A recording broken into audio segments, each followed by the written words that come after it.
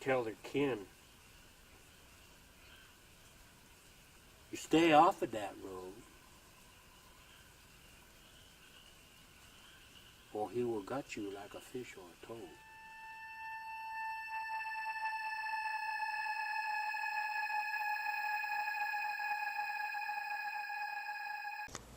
Mrparka here to review the new movie. It's not out on DVD yet.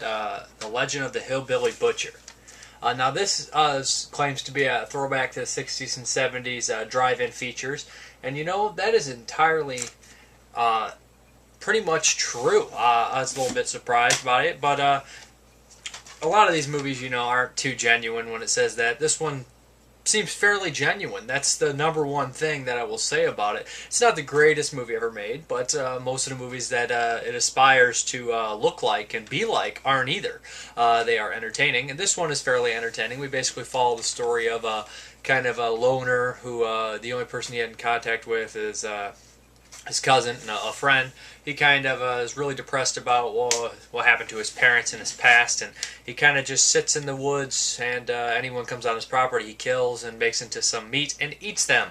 The look of the movie, it looks like there may be two cameras, or at least two different filters they use for sure. One looks really grimy and really faded out, like fairly legit grindhouse, or I guess they'd say drive-in or grindhouse, whatever people prefer. I think grindhouse is pretty much probably the most overused term in film right now. But and they use another one that looks kind of like better. It looks brighter, it looks cleaner. I'm not sure, that one really doesn't fit the mold as much.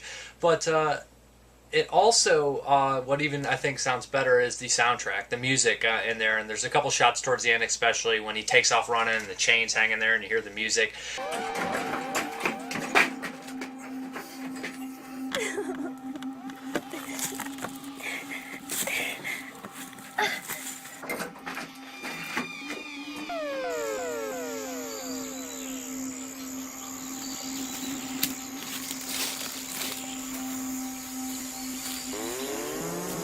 That really seems like it would be right out of there, right out of an older film for sure.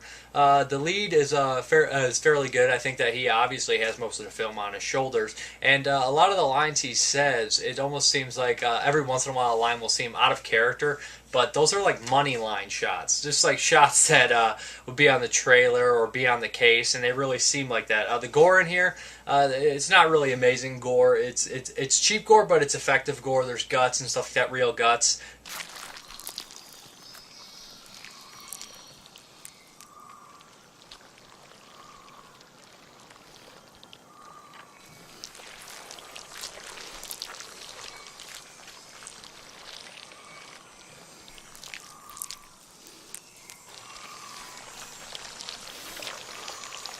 Things like that. No CGI, so that's always obvious. That would be a huge turnoff if you've seen CGI in a film that's claiming to be an old school movie. It would just kind of be like, okay, yeah. But The Legend of Hillbilly Butcher is pretty much your backwoods horror type deal. There's an interesting side story where he kind of sells his soul, and you know, he has like an Ed Gein thing going on with his family members and things like that.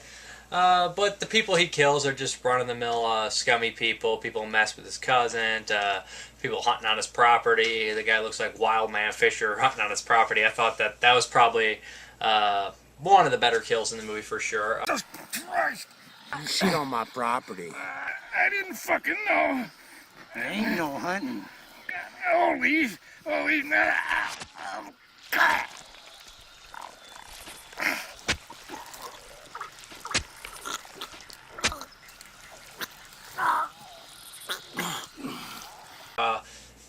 But really, a lot of talking in here, and a lot of developing of the character, I guess, like that. And some of the foreshadowing or the dream sequences he has are kind of really out there and weird, and they obviously pave a path to the ending that is kind of out there, but pretty cool.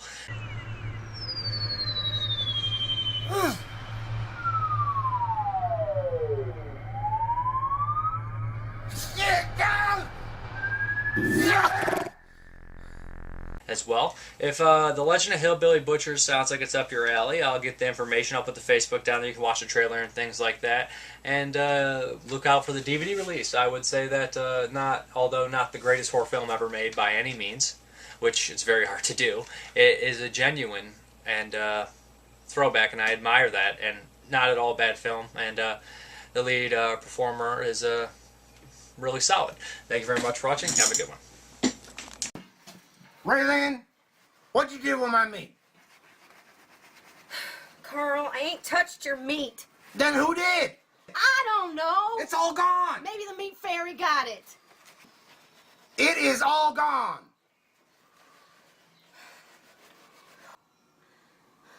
Carl, I ain't touched your meat.